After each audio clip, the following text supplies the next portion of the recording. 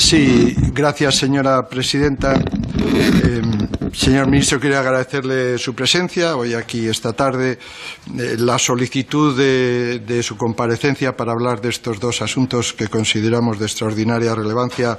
Tienen que ver precisamente con el hecho de que usted presida el Comité de Situación de Seguridad Nacional y con el hecho de que en algunas ocasiones incluso preside el propio Consejo cuando se produce una ausencia del presidente del Gobierno. Y por eso creíamos que era conveniente su comparecencia, además de porque no lo había hecho nunca en esta comisión, porque creo que conoce de los asuntos como se ha podido ver. Ha comenzado usted hablándonos sobre la situación en relación con la injerencia rusa y las guerras híbridas en relación con la guerra de Ucrania, pero usted sabe, señor ministro, que las injerencias rusas en nuestro país comenzaron mucho antes, especialmente empezaron después de la invasión de Crimea.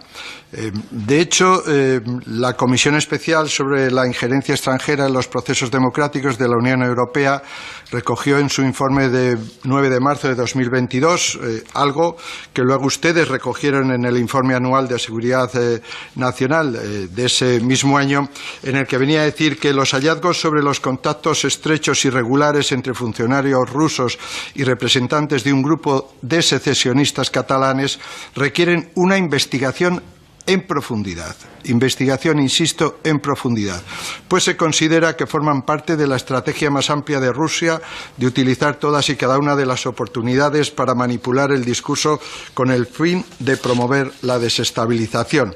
En este caso, la desestabilización de nuestra democracia y la desestabilización en España de nuestra unidad nacional. Las conclusiones recogían las evidencias de los intentos rusos por desestabilizar la Unión Europea a través del proceso soberanista y desentrañó las relaciones que mantenían agentes de la inteligencia rusa con el entonces exsecretario de Relaciones Internacionales de Convergencia Democrática de Cataluña, que facilitó en su día el acceso de esos agentes a personas muy relevantes de la vida política en Cataluña, como doña Elsa Artadi o como el propio señor Puigdemont, en las jornadas previas al montaje secesionista del 27 de octubre. Entre septiembre y octubre de 2017, se detectó una actividad masiva en redes sociales originada en Rusia y Venezuela que amplificaba la campaña de propaganda y agitación separatista. Los principales canales de televisión rusos, Pievik, Canal y Rosilla, férreamente controlados por el Kremlin, adoptaron un enfoque sensacionalista con todos los tópicos sobre España. Franco, la represión del catalán, la leyenda negra y todo tipo de mentiras y narrativas manipuladoras, como por ejemplo que los catalanes habían comenzado a quemar sus pasaportes, que había censura a gran escala o que se había bloqueado el acceso a Internet. Pero lo más inquietante es que auguraban un inminente enfrentamiento violento un enfrentamiento violento en Cataluña. En el informe de Iberfire de marzo de 2023, también de la propia Unión Europea, para la propia Comisión, se recoge que el Centro Criptológico Nacional español, en su informe anual de ciberseguridad, declaró que la presencia de activistas patrocinados por instituciones rusas en la expresión mediática del conflicto derivado de la situación creada en Cataluña durante 2017 como consecuencia de la salida de la actual legalidad constitucional de ciertas instituciones autónomas catalanas parece probadas. La interferencia rusa en Cataluña a través de RT, de Sputnik, de granjas de Vox, desde el territorio ruso, pero también desde otras zonas, iban destinadas fundamentalmente a presentar España como un Estado democrático en decadencia e incluyó opiniones de personalidades de la órbita rusa, como Julian Assange, con afirmaciones infundadas como que una Cataluña independiente reconocería Crimea o la comparación de Cataluña con Kosovo y Barcelona con Tiananmen, entre otras cosas, para difundirlos a través de cuentas y perfiles falsos de Twitter. En el canal español de RT en Twitter, los tuits más difundidos asociaron la democracia española con la dictadura venezolana y el disparo a los manifestantes.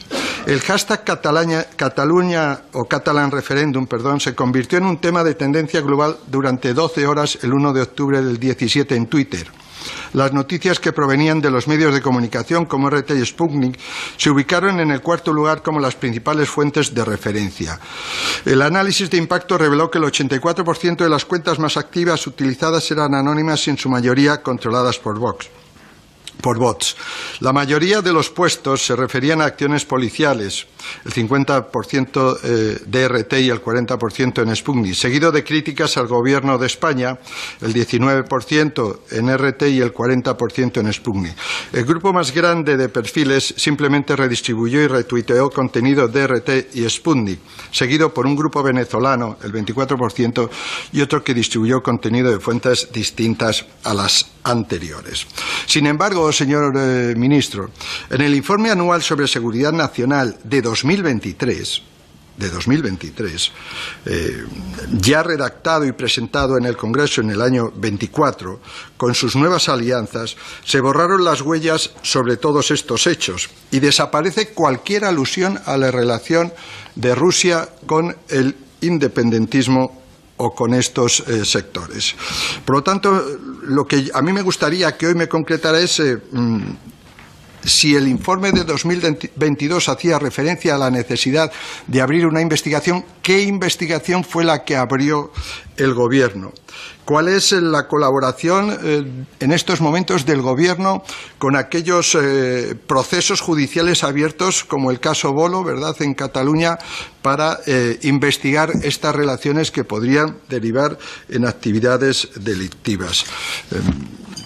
¿Por qué esta decisión de ocultar estas conexiones en el informe del 2023 cuando, insisto, la propia Comisión Europea se hace eco de este informe del año 2023, de marzo de 2023? Señor Bolaños, el 4 de marzo de este año, de 2024, la propia consejera de Acción Exterior de Esquerra Republicana de Cataluña sostenía que las relaciones de entonces de Convergencia Democrática de Cataluña con Rusia había dado mucho trabajo al Gobierno de la Generalitat para intentar convencer a la Unión Europea de que el secesionismo no tiene ningún interés con el Kremlin. Debe de ser ahora. Pero, ¿y ustedes qué es lo que han hecho, señor Bolaños? ¿Qué esfuerzos son los que ustedes han hecho para obviar esto? ¿Se han dedicado a taparlo? ¿Sencillamente han mirado para otro lado? Me va a permitir que a continuación haga una referencia a la Estrategia Nacional contra el Terrorismo, que es el segundo asunto que usted ha tratado, y que tiene también un sistema de proceder parecido al que ustedes han empleado en virtud de sus alianzas y sus necesidades políticas para hacer un relato distinto de la historia y de lo que ha sucedido en este país durante los últimos años. En el informe anual de Seguridad Nacional de 2022, en su página 44, ustedes hacían referencia a la situación de la banda terrorista ETA. Ustedes decían que la actividad de ETA ya no existe, pero que, sin embargo, sí existe un intento de controlar el relato. Allí hacían referencia, además, a que todavía no se habían resuelto numerosos casos, numerosos atentados y asesinatos, y que existían, todavía sin resolver, asuntos que tenían que ver con depósitos de armas sobre los cuales todavía no se tenían noticia o no se había dado detalles por la banda de ETA en su momento, y también la existencia de organizaciones satélites a la banda terrorista ETA que intentaban controlar por el relato. Además, se hacía referencia al intento, ¿verdad?, de estas organizaciones satélites por deslegitimar el Estado de Derecho español. Sin embargo, señor ministro... Señor Hernando, tiene que ir terminando. Sí, termino, a ver si puedo pronto. Lo dudo, pero voy a intentarlo. Sí, señora presidenta, gracias. El asunto es que todo esto desaparece en el informe de 2023. Desaparece la referencia a los depósitos de armas, desaparece el tema de las organizaciones satélites, desaparece el tema del relato, y ustedes además presentan una estrategia en la que consiguen algo insólito. y es que durante 58 páginas hablando del terrorismo en España no mencionan ni una sola vez a ETA. ETA no existe. Las víctimas de ETA no existen en esta estrategia. Existen, como es normal, alusiones a otros atentados.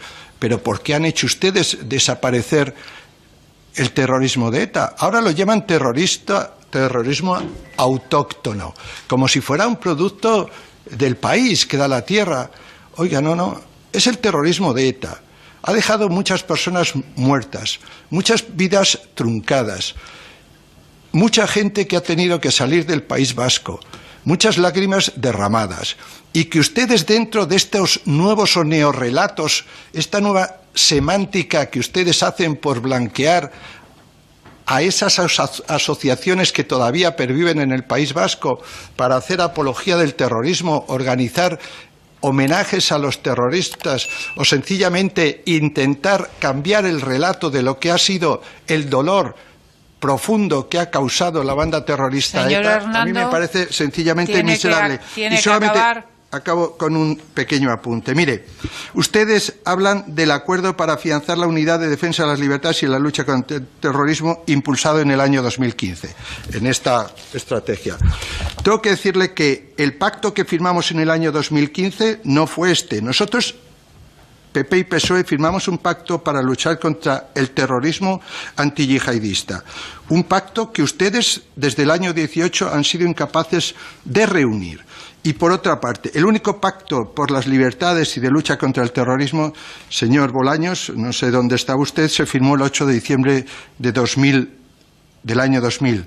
Un año con 23 asesinatos, entre otros, pues de personas de su partido a cuyos funerales yo tuve la obligación y el deber de asistir en mi calidad de portavoz en aquel entonces del Partido Popular. Me parece que no se hace un buen reflejo con este tipo de relatos y este tipo de blanqueos a la memoria de aquellas personas, de aquellas situaciones y a los que padecimos ustedes y nosotros, la Guardia Civil, las fuerzas de seguridad del Estado, el Ejército Español y muchas personas y empresarios. Gracias, señor Hernando. Un gran dolor y una gran tristeza. Señor Hernando, tiene que acabar. Ya acabo. La flexibilidad de esta presidencia tiene un límite.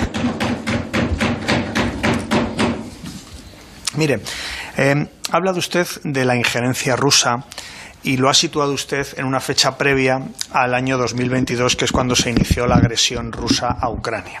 Y de hecho ha hecho referencia al año 2017.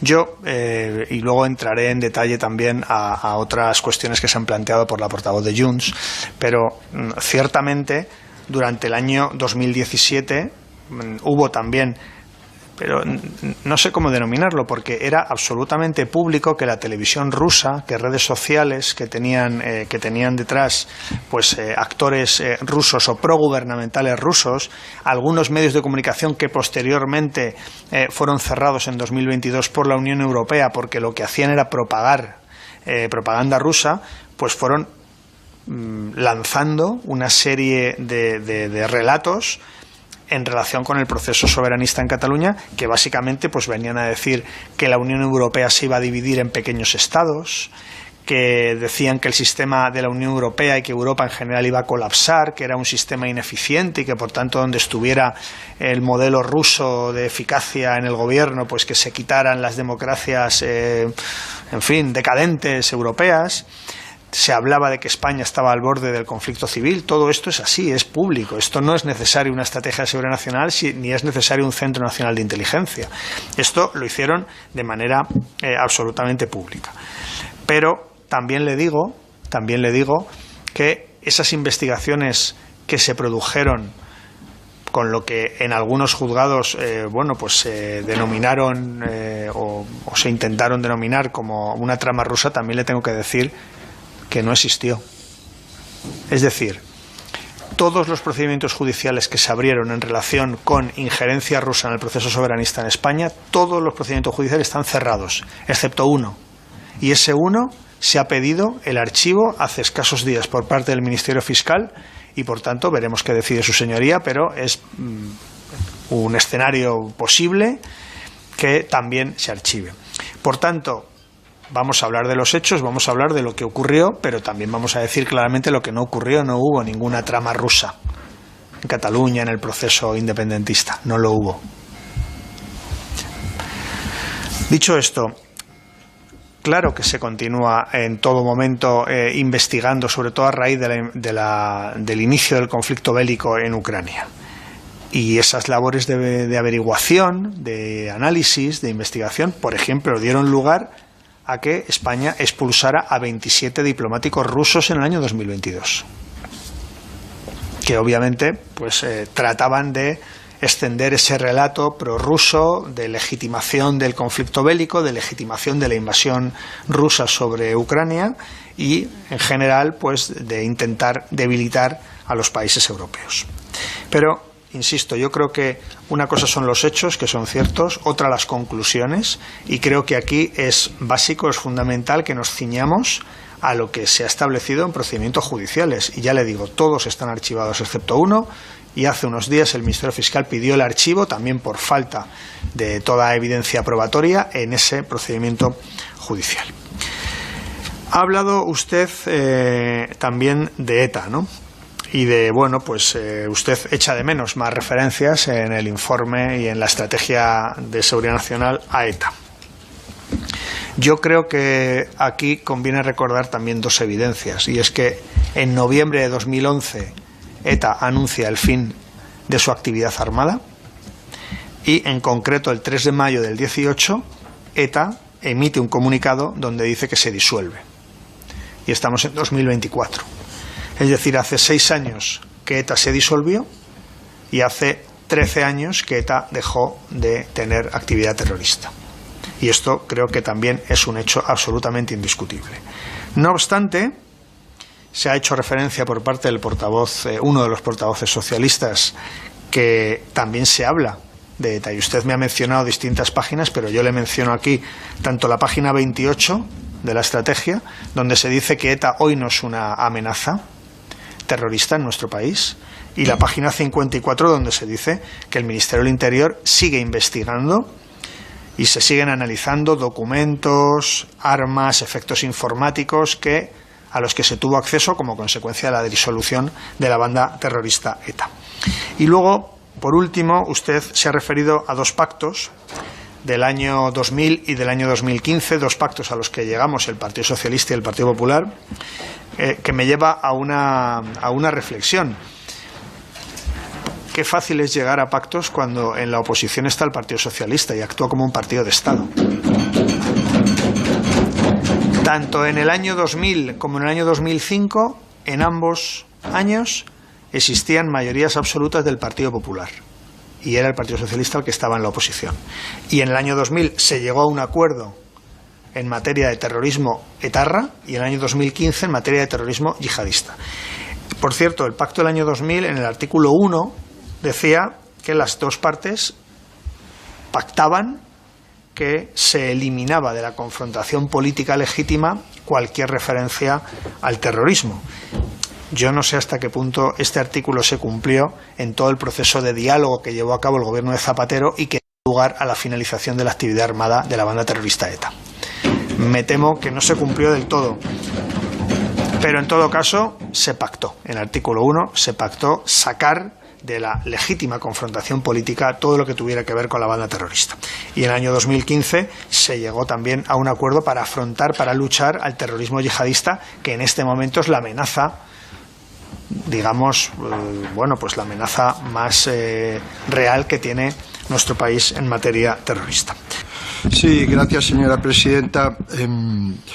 Señor Bolaños, ha hablado usted de bulos y de quién cultiva bulos. Usted es especialista en cultivar bulos, reconózcamelo, y lo ha hecho hoy mismo, esta tarde.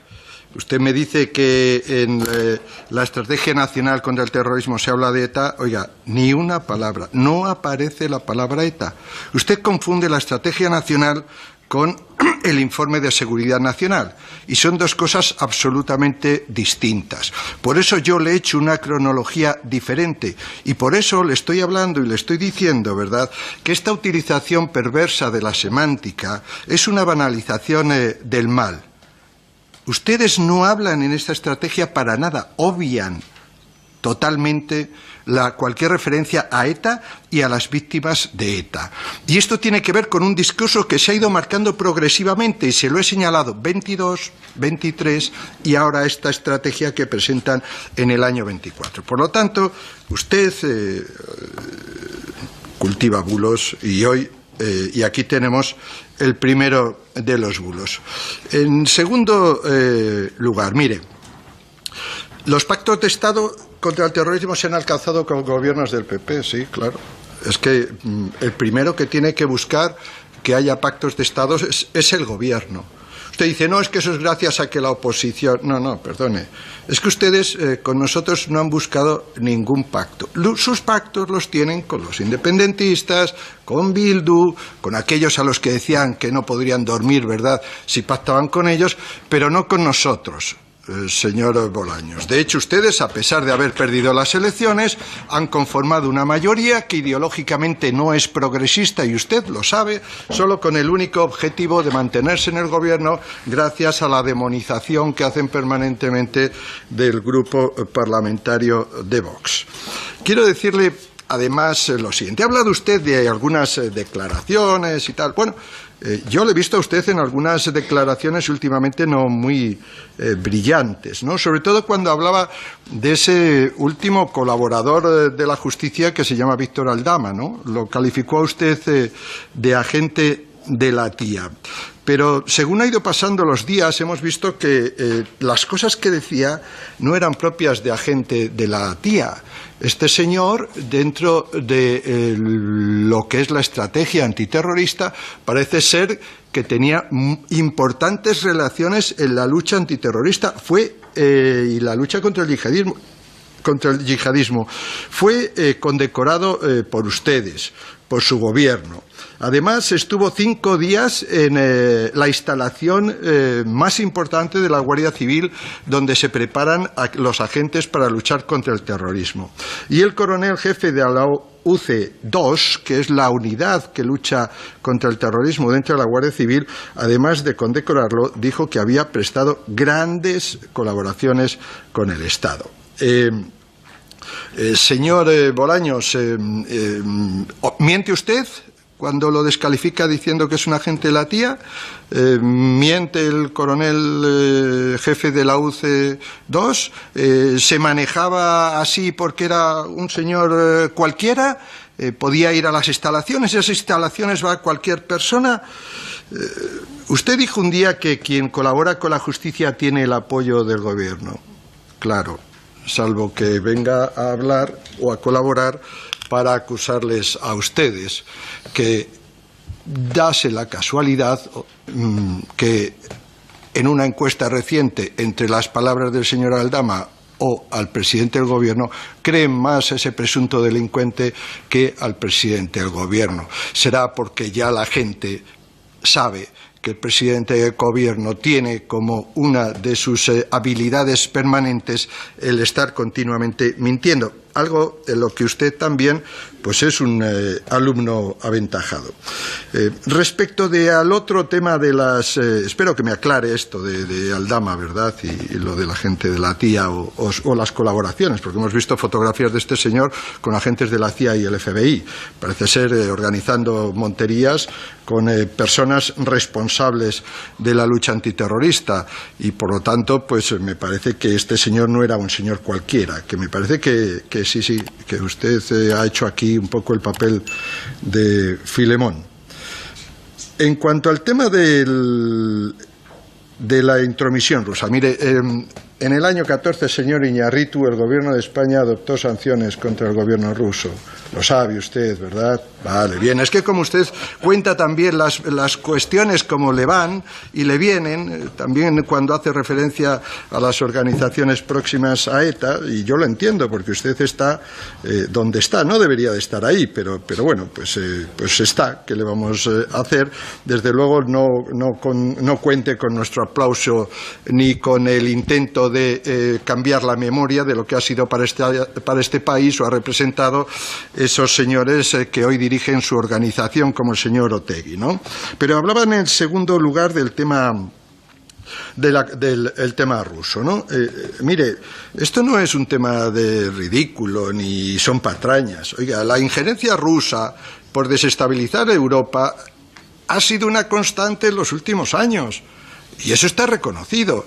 Que haya juzgados que no hayan podido demostrar la vinculación entre organizaciones o los servicios o algunos servicios Señor secretos Hernando, rusos tiene que ir y algunos terminando. tribunales, sí, es una cuestión, pero eso no quiere decir que no haya existido, porque a veces los tribunales no pueden demostrar todo, sobre todo si tienen un gobierno que mira para otro lado, que desoye las advertencias del Parlamento Europeo y de la propia Comisión Europea, y en vez de investigar estas cosas se dedica a tapar estas cosas sencillamente por razones de interés político. Eso es lo que ha pasado con los cambios que ustedes han efectuado entre los informes de seguridad nacional del año 22 y el del año 23, cuando ya tienen de socio preferenciales a determinados socios, que algunos de los cuales se ha ido. Y nada más, decirle que me alegro de que usted haya comparecido aquí, que haya hecho le haya producido o satisfacción mi tono, pero solamente una cuestión. Miren, el tema del terrorismo internacional y el yihadismo, perdone, es que esto es importante. Yo le rogaría que se leyera también la estrategia, porque dice: esta crisis multidimensional del Sahel afecta indefectiblemente a la estabilidad de la zona y de manera directa a los intereses nacionales de España, especialmente en lo que se refiere a la amenaza terrorista y al aumento de los flujos migratorios irregulares que pueden ser aprovechados por elementos terroristas para dar cobertura a sus desplazamientos. No se lo ha inventado ningún parlamentario de aquí, lo dicen ustedes también en esta estrategia que usted presentó, que usted publica y que debería leer alguna vez. Nada más y muchas gracias. Me acusa usted con mucha vehemencia de mentir. No sé muy bien qué he dicho en la primera intervención, pero ahora lo he comprobado con la documentación. Yo me he referido a las páginas 23 y 54 del Informe Anual de Seguridad Nacional del año 2023. Y usted se ha referido a otro documento. Bien. Queda claro, para esto sirve el debate, queda claro que yo me refería a un documento, usted a otro, pero hombre, de ahí ha mentido, ¿no? Yo creo que estamos clarificando que yo me refería a un documento y usted a otro. ¿A usted le gusta más ese? Magnífico, es un magnífico documento en el que, por cierto, yo colaboré mucho para redactarlo. Me alegra que también sea usted tan fan de ese documento, pero yo me refería a otro. Habla de que hay en ese documento, que con tanta insistencia blande, pues que no se hace referencia a ETA. Le vuelvo a repetir lo que hacía en mi primera intervención. ETA, afortunadamente, desde el año 2011 dejó de cometer actividad terrorista y desde el año 2018 hizo público un comunicado donde se autodisolvió. Es decir, que en el año 2024 no haya una referencia en la Estrategia de Seguridad Nacional de España de una banda terrorista que hace 13 años que no actúa como tal y que hace 6 que se disolvió. Bueno, igual usted prefiere que se hable mucho de ETA, pero no parece que sea una amenaza para nuestro país en este momento. No parece que sea una amenaza. Mire, si no me hace falta acusarle a usted de mentiroso ni de nada, simplemente le digo las cosas con toda la claridad que soy capaz. No parece que sea un déficit muy grave de un documento no referirse a una banda terrorista que ya no existe, afortunadamente. ¿Cuántos años, en su opinión, deben transcurrir para seguir citando a ETA? Si hay una ley de víctimas, por cierto, la última ley del gobierno Zapatero, hay una ley específica para las víctimas de ETA y del terrorismo etarra, pero nada tiene que ver con una estrategia de seguridad nacional. Segundo tema que usted plantea. Dice que ciertamente, lo que yo le mencionaba al principio, que los dos pactos antiterroristas, el gobierno en ese momento era del Partido Popular, el Partido Socialista era oposición, se llegó a un acuerdo en el año 2000 y año 2015, me decía, ¿qué haría usted en el año 2000? Pues tenía 25 años, pues empezaba a ejercer la abogacía, era joven. Pero el caso es que usted me dice, bueno, es que los gobiernos son los que tienen la obligación de intentar pactos y me reprocha que no hayamos conseguido acuerdos. Pues mire, fíjese, me lo dice a mí, que soy el que negocio habitualmente con el Partido Popular y con otras fuerzas políticas, y que le quiero decir que desde que soy ministro, año 2021, en el año 2022 llegamos a un gran acuerdo con el Partido Popular, que sirvió para renovar el Tribunal de Cuentas, el Tribunal Constitucional y el Defensor del Pueblo. Año 2022. En el año 2023 llegamos a un gran acuerdo, Partido Socialista y Partido Popular, para reformar la Constitución, artículo 49, la primera reforma social de nuestra Carta Magna. Y año 2024 llegamos a un gran acuerdo también para renovar el Consejo General del Poder Judicial. ¿Usted quién cree que hizo más por llegar a estos acuerdos? ¿El Gobierno o el Partido Popular? Yo reconozco la participación del Partido Popular en estos tres acuerdos. Los tres necesitaban mayorías cualificadas, según nuestra Constitución, y se consiguieron. Pero, en concreto, si nos referimos al del Consejo General del Poder Judicial, 5 años y medio de retraso, ¿usted cree que ese retraso es imputable al Gobierno o al Partido Socialista? Claramente no. Yo le podría decir a usted, me está usted mintiendo, si es que, señor Hernando, si es que toda España sabía que estaban ustedes bloqueando el Consejo General del Poder Judicial, toda España. O sea, es que no había debate, ni los tertulianos más de derechas defendían lo que estaba haciendo el Partido Popular. Y fíjese, pelillos a la mar, hubo un acuerdo, está renovado el Consejo, primera vez en la historia que una mujer preside el Consejo General del Poder Judicial del Tribunal Supremo. Bien, esa es la situación, que tenemos hoy un país con los tres poderes del Estado normalizados. Y créame, que me lo diga a mí, que no hago el esfuerzo por llegar a acuerdos, a mí, si no hago otra cosa que intentar llegar a acuerdos con ustedes en diferentes materias, igual que con otros grupos parlamentarios, porque este Parlamento es un Parlamento muy plural, que es el que han votado los españoles. Y los españoles lo que quieren cuando votan un Congreso no es que les contemos nuestras penas, los ministros y los dirigentes políticos, lo que quieren es que gestionemos la pluralidad del Parlamento. Y yo, en la medida de mis posibilidades, lo hago. Con ustedes, con el Partido Popular y con todas las fuerzas políticas que tienen a bien hablar con el Gobierno, que son todas, excepto la ultraderecha, que no tiene a bien sentarse con el Gobierno de España. Ustedes no se sientan con el Gobierno de España. De España. Dicho esto, continúo con usted. Habla de una declaración mía respecto a un presunto ya no, un delincuente confeso, ¿no? Ha tenido gran difusión mi declaración definiéndole como el agente de la tía, lo cual, dice mucho de esa declaración. Fíjese, esto está definido legalmente. ¿Usted sabe lo que es colaborar con la justicia? La colaboración efectiva, que así se llama con la justicia, es no ensuciar el nombre de personas honradas, no, es aportar pruebas de lo que se dice. Es para que haga usted memoria lo que hizo el señor Bárcenas o lo que hizo José Luis Peñas destapando toda la trama Gürtel.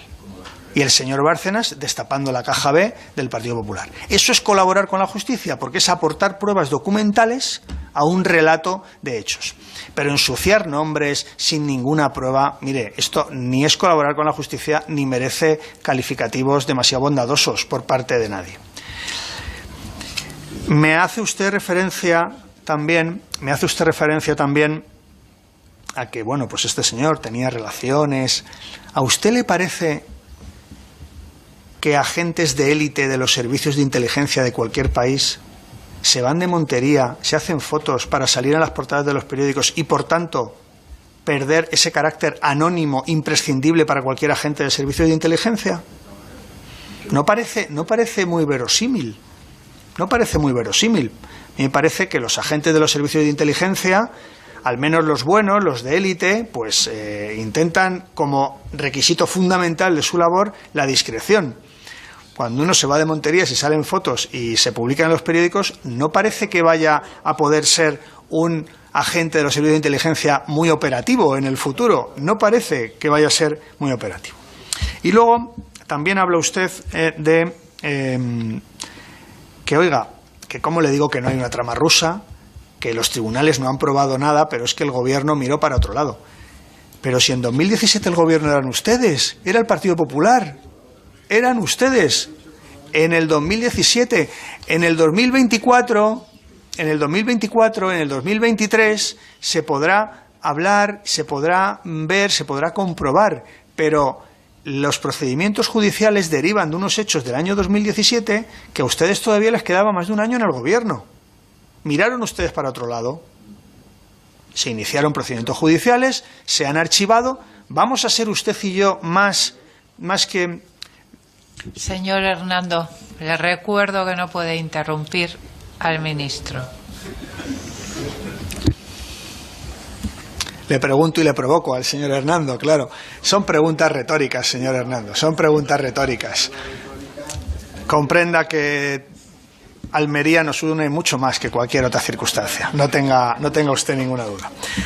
Bueno, le decía ¿cómo vamos a ser usted y yo más que los tribunales de este país, que tienen todos los medios a su alcance para investigar hechos? Si los tribunales de este país han concluido que no existe ninguna trauma, ni nada que se le parezca, pues usted podrá tener una opinión.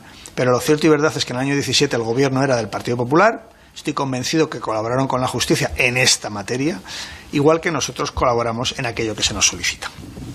Y la última parte de su intervención, poniendo en valor la estrategia de seguridad nacional, le tengo que reconocer que así es un tema esencial. A veces, bueno, pues el ruido, las portadas de los distintos medios, los asuntos que protagonizan la actualidad nacional, pues, en fin, tienen una importancia que en ocasiones merece la pena levantar la cabeza y pensar, ¿esto dentro de un año alguien se acordará de esto?